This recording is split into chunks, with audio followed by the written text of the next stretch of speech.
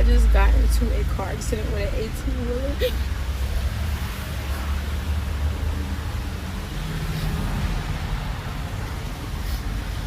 Literally, my car went underneath the 18-wheeler. If you're in Atlanta, you know it's raining so bad. My car just sped out of control and went underneath the 18-wheeler. And I literally was just praying to God, and I made it with my son, and just like made sure that I relaxed. And then I hit the side of the highway.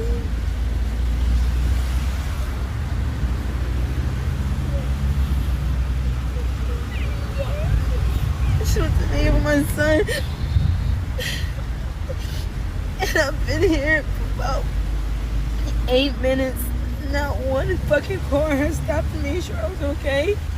People have the nerve to be